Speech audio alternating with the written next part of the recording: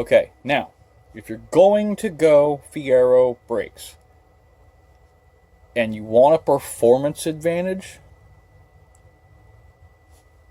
just do the 4-lug vented rotors. It's the same thing.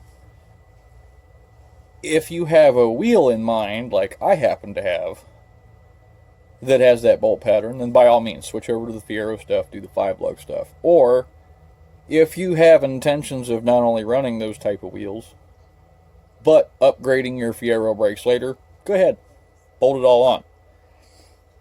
Now I wanted this stuff to have, I wanted to have the Fiero stuff here. I wanted to have a Fiero hub cut already. I really don't need to. This is a Fiero hub with 4 lugs. So picture this with 5 holes instead of 4. Same deal. Okay, so there's no reason for me to have all of that up here to explain the same thing. Let me touch back on the Fiero swap itself. The Fiero swap is a caliper bracket that replaces the Chevette bracket. Okay? Because the spindle is identical, the bracket literally just bolts onto the spindle. And that allows the Fiero caliper to then bolt onto the spindle. And it allows you to use the Fiero rotor like I have on my 81T. Now, I haven't always had intentions of putting bigger brakes on that car or going to a vented rotor. So that was the initial intention. It didn't have anything to do with the fact that it was stopping better because Fiero rotors are the same diameter as the factory Chevette rotors. They're also solid, just like the Chevette rotors. So the only advantage you have is the pistons and the calipers are slightly larger, so you get a little bit more bite, and they're aluminum, so you save a little weight. Otherwise, it's a worthless swap for anything but a wheel change, unless you plan to upgrade later.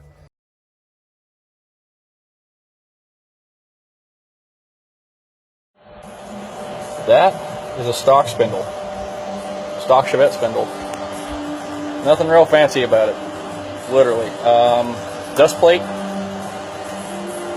Fiero rotor, Fiero caliper, and the bracket that the Fiero caliper bolts to. Bolt right on. I gotta put bolts in this yet, but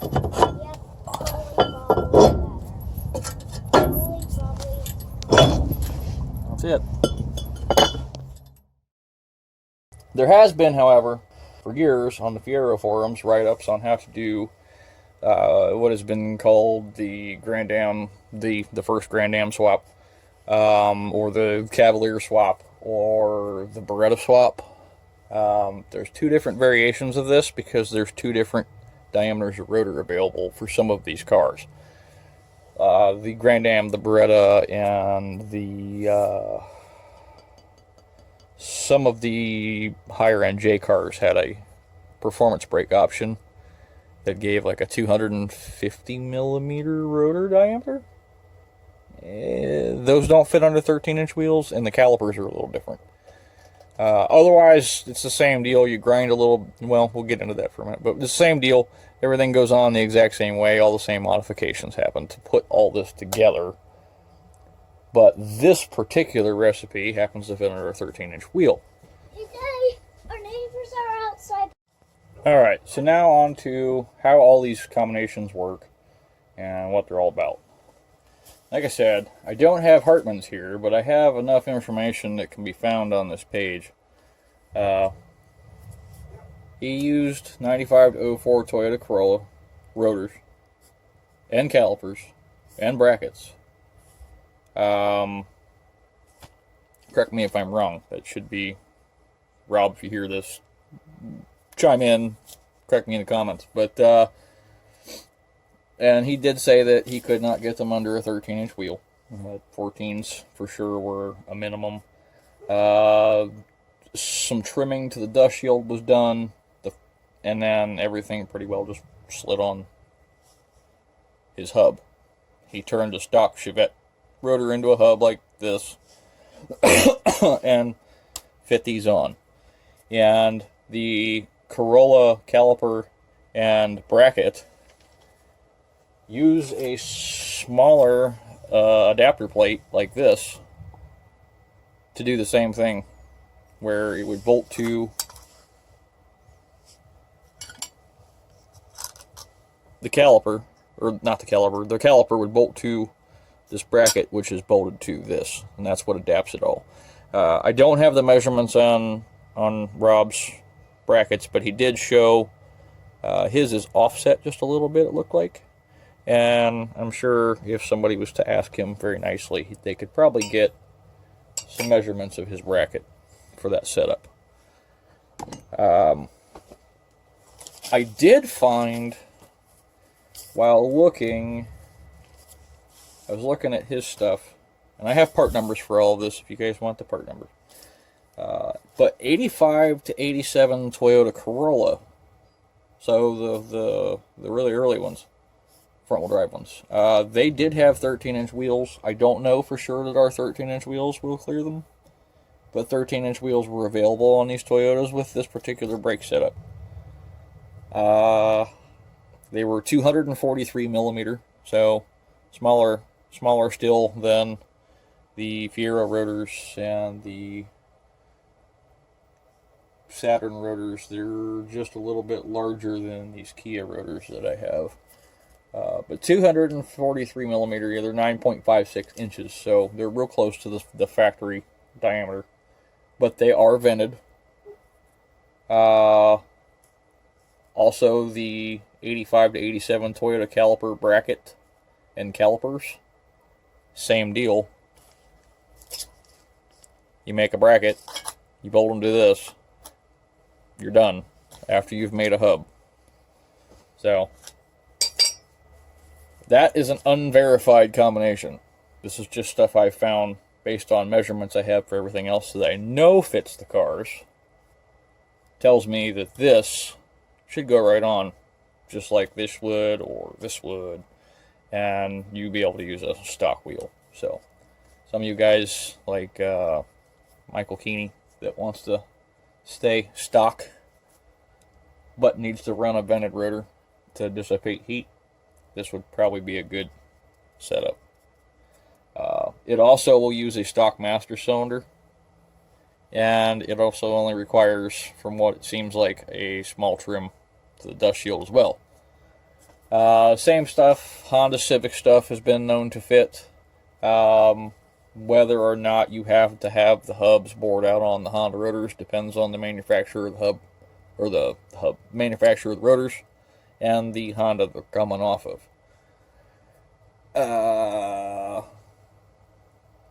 Let's see. As far as any other four-lug system, if you guys wanted to use Kia Spectra stuff or whatever, basically what it comes down to is it has to be able to fit inside whatever wheel you're going to use. After you've made your hub, it makes it very easy to determine what rotor and caliper you're going to use. And once you have the rotor and caliper figured out, you can then put the bracket on the caliper, and then you figure out the distance needed for to adapt it to this spindle. If you have to, you throw the machinist a few bucks, and you drop everything off, and you go, here, do it. And you might come off $100 lighter in the pocket, but at the end of the day, you'll have a precise fit set of brackets that will just allow everything to bolt on. And again, you can walk into an AutoZone or an Advanced or an O'Reilly's or a Napa or a Checkers or whoever you happen to get your parts from, and you can get this stuff right off the shelf because it's easy to get parts. Now, as far as 5-lug stuff goes, 5-lug Fiero is 5 by 100 millimeter. This is not an ideal 5-lug swap for you guys that want 5-lug wheels, because most of your 5-lug wheels that you guys want are 5 by 4.5 or 5 by 4 3/4 or the 120 millimeter, which is the GM pattern. The 4.5 is the Ford and Chrysler size 5 lugs, rear-wheel drive bolt patterns, which is what you guys want to run, because you guys running them are usually running S10 rear ends or the like, and you're going to want bigger brakes, and you want better wheels, and you want all your wheels to match. This is not what you want. This is not the bolt pattern. If you want to run Fiero wheels like I do, because Fiero wheels just happen to have a great offset for the Chevettes, then by all means. Once you have settled on the fact that you're going Fiero, your Fiero rotors are 246 millimeter. Calipers, brackets, dust shields. You do need the Fiero dust shields because the offset's different. Calipers, brackets, the dust shields. Just bolt right on this. There's no hub involved unless you're going to something like this. And I'll get to that in just a second. But to bolt just your solid rotor, stock Fiero stuff onto this, you just need the dust shield, the caliper bracket, the caliper, and the rotor. It's the same bearings, the same wheel seal, and everything just goes right on the spindle. That's what I currently have on my T1, my 81 T1000. It doesn't stop too bad with the Monza master cylinder it had on it up until the master cylinder had a problem. But it still wasn't ideal, and it could stop better. Now, with that being said, because what works on a Fiero will work on a Chevette, if you're going to stay with a Fiero bolt pattern, that means any brake kit or big brake setup that somebody has come up with for a Fiero on a Fiero forum works on here. Just bolts right on. Same deals. Now, with that being said, let's pretend this is a factory solid rotor from a Fiero. It's 5 lug. Just 5 lugs. Same deal. You've turned your solid Fiero rotor that was 5 lugs into a hub. Okay? That is now going to let you run these. Now, I went with 85 Cavalier, just because that gives me no other options but this 247 millimeter rotor. And they're 58 millimeter in the middle here. And this, same deal, it would just go right down over top of this. I mean, clearly it's not going to, because it's not actually 5 lug, but you get the idea. Soon to be sloppy lathe.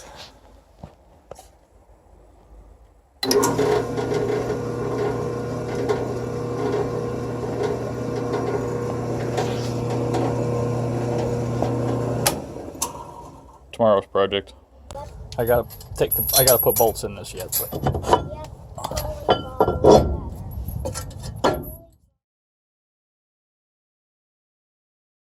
It's going to do what that did. Just drop right on.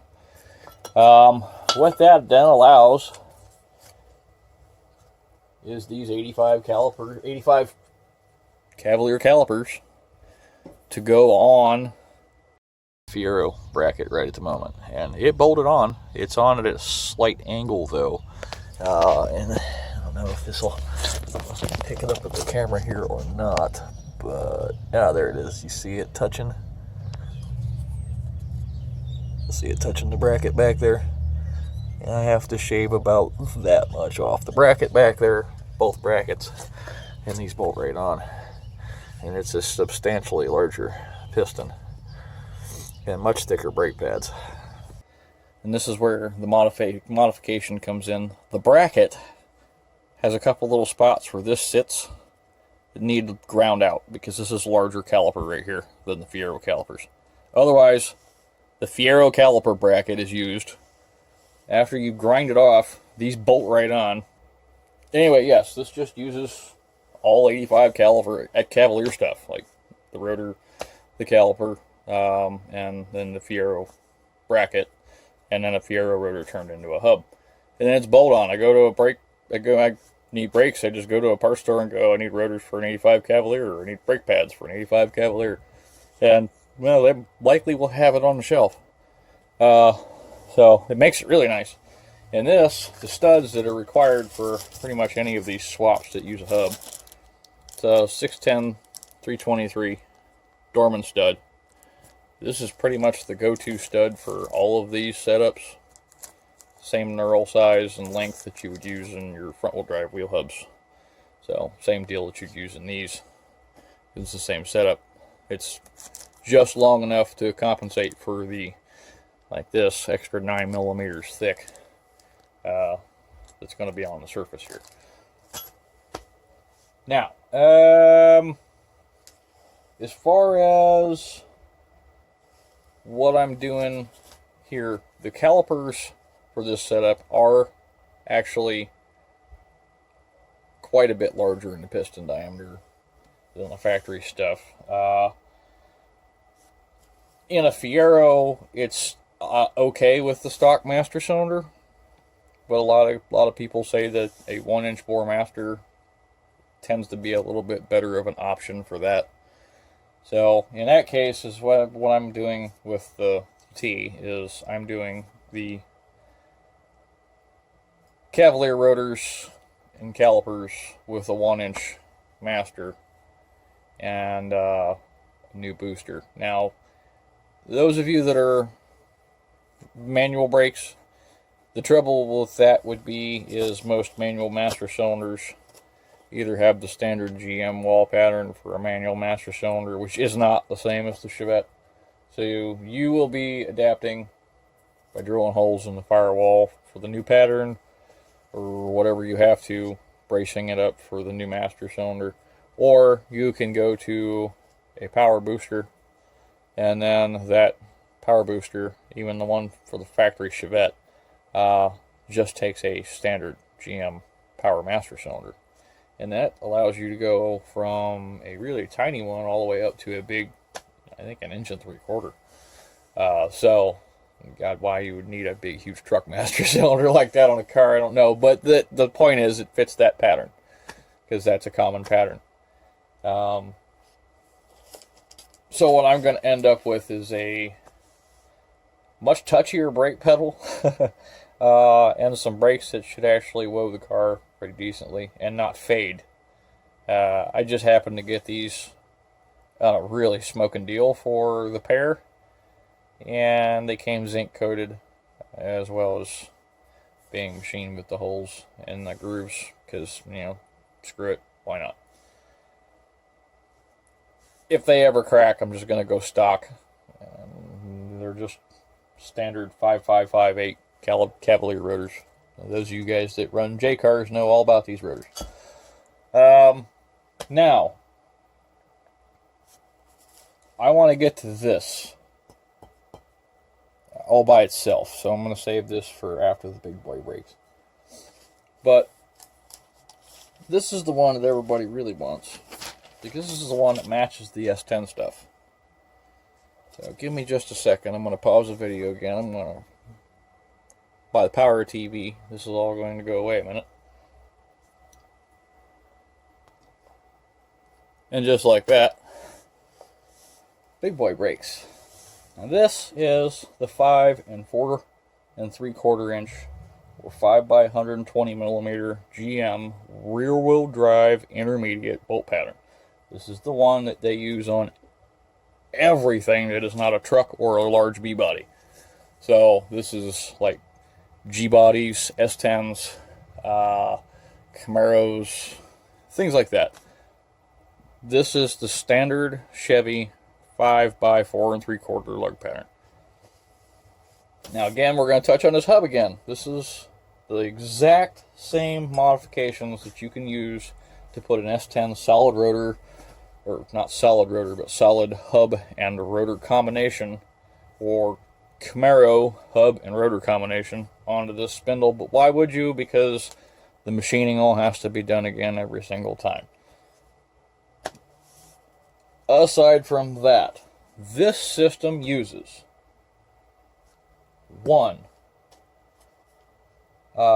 let's see, this hub is from 69 or 66 to 69 Corvairs with drums, 67 to 69 Camaros with drums, 68 to I think 73 correct me if I'm wrong, Nova guys, but Novas with drums. And I want to say the Chevelles also with drum. Either way, these hubs are available brand new as a pair for dirt cheap. Some of the street stock guys run these to run the hat rotors and things like that. I don't know of anybody up here that does. I've just heard. But I do know that there is some other racing that some of the guys do. And these hubs are used a lot for brake adaptions. So now, as far as the rest of these parts, there are some key elements that make this work. Aside from the machining on the hub, which again is to get an off-the-shelf wheel seal to fit this, that also fits this with nothing else. And it also allows off-the-shelf wheel bearings to fit, but because this is such a short spindle, you have to drop this down inside here. You have to pull the race, you have to machine that down a little further to drop the race in to set the height on the spindle, and that's what makes all this work. That's the magic. To get the outer wheel bearing that you're going to spec for this to work, you need these. And this is just some regular tubing, some normal tubing that's cut size, and then the center is honed to size because you want a slip fit. Okay? As you can see, this drops below the threads. There's a couple options. You can either tack weld this to the spindle so it doesn't move, and you can hone the outside so the bearing slides over it, and then that becomes part of the spindle. Or you can leave it hone, finish, fit to this, and you can press this into the wheel bearings. Either way, it takes up the diameter difference with the off-the-shelf wheel bearing and allows it to ride on a surface that's still hard enough that it doesn't die when you're using it on the road. So I have measurements for all this. I'm not going to give them out here. It would still take forever. These videos are already going to take forever. Now, we've covered these. We've covered this bracket.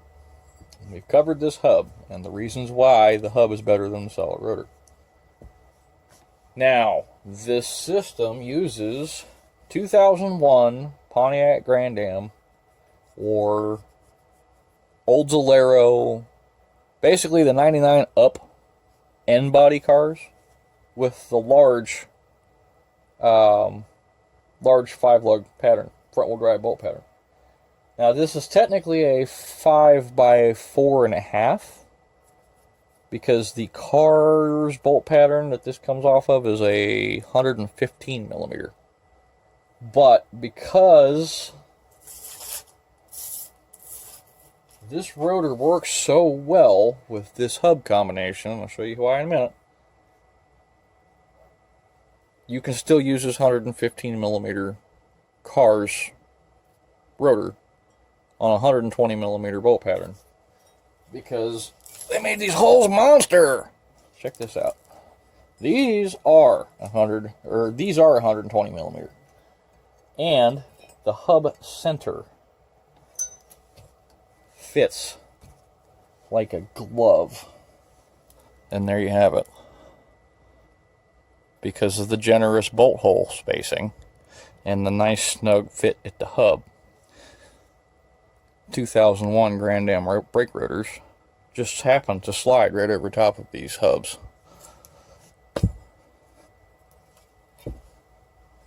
Now how's that? They are 278 millimeters. This rotor is part number 55040. I think they run about $30 a piece. It uses standard MKD 727 Grand Am brake pads. And you can get these in many different grades of pad. Hawk sells pads for this application.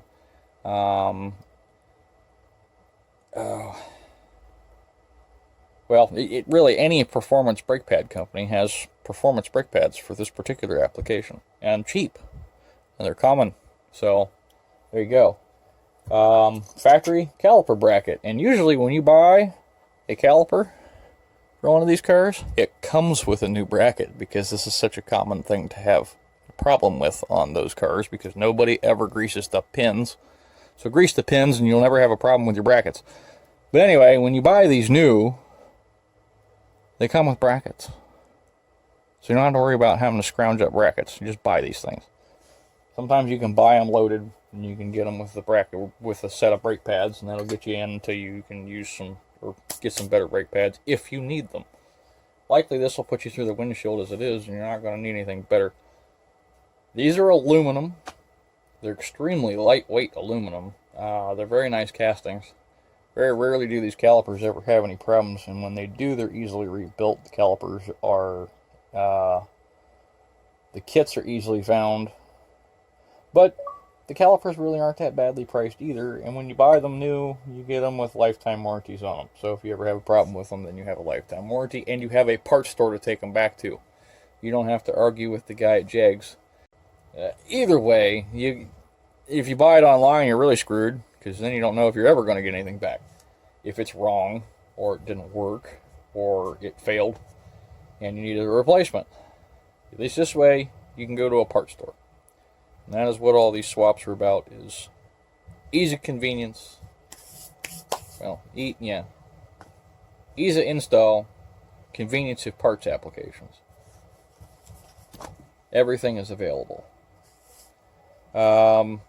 This does require a 1-inch bore master cylinder, minimum. Let's see. Trying to think if there's anything else I need to cover about this. Nope, that's pretty much it. Other than this, also requires a 1-inch master cylinder, and I do recommend. Jegs sells these pretty cheap. This is just a disc drum proportioning valve. I got a new one. Just go ahead and replace all your lines, fittings. Toss a new one in there. The one that's in your car is 30 years old. This one, the sensor's the same, plugs right in, goes in. You need a little bracket for it, but you can go in the same spot. It's slightly larger, but it's new, and it didn't cost that much. I think this was like 40 or 50 bucks. Just do it. Then you got a new one to go with your brand new master cylinder, to go with your brakes that will put you through the windshield. This brake system will put the rubber on your car to the test.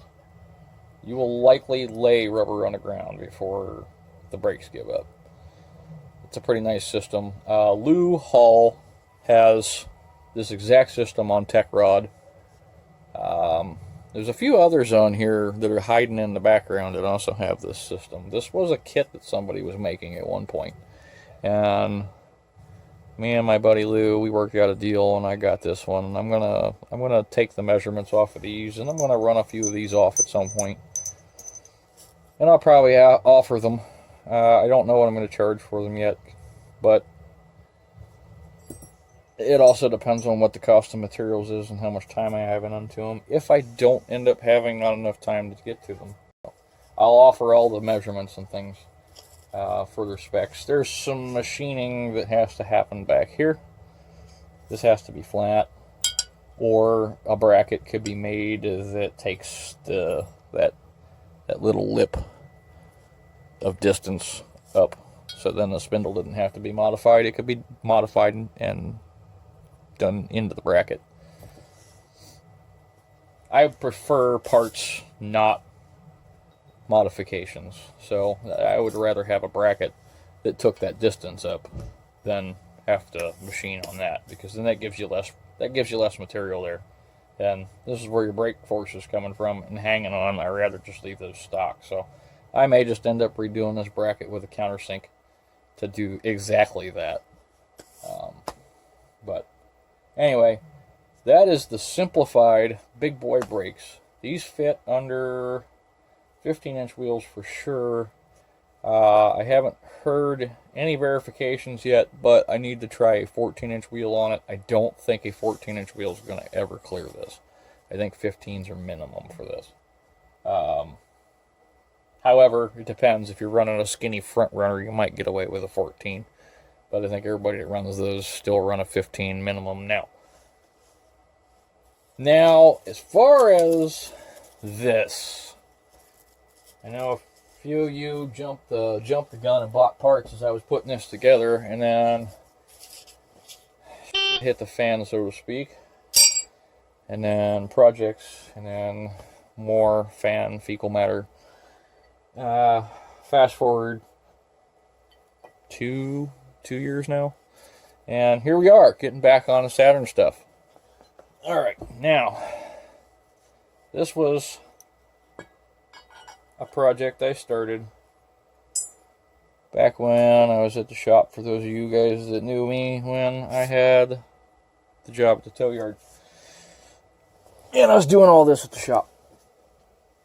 This is a 4-wheel disc system from a Saturn S series that I'm adapting to the Chevette. And the reason I'm doing this is because I found out that the Opel pattern used on the rear axle for the brake backing plate happens to be the same as the Opel backing plate pattern that they used from Opel for the J cars for the rear brake system, and they carried that up until the really late years. Common thing for some of the J car guys to do that autocross or do any kind of road course with their J car is to put rear discs on them, and they do this using, I think they're called track spacers. Anyway, they're a bracket that's made for the Saturn, the S series, that also uses the exact same wheel bearing plate hole spacing. And because Saturns came with disc brakes stock, the J-car guys take these track width spacers and use them as bolt-on caliper brackets for the Cavalier, and then they just bolt on the S-Series rear calipers, hook up the e-brake cables, and go. So I was like, well, hell, I can do that because I'm already using 4-lugs on the one car, and the Saturns are already 4-lug. I don't have to change anything except for where the stuff has to go. So, like on the rear brakes, I have to pull the old drums off, and then I have to adapt these brackets. So what came of this was I managed to get the J-car brackets on the back. Everything's lined up. The Saturn rotors are on the axles. The calipers are hung. I have to make brackets for the cables, and I have to get a couple brake hoses to go down to the axles to meet up with the hard brake lines. As far as the front went, ran into a weird issue, but Rob Hartman's 4-lug system gave me a little bit of an idea.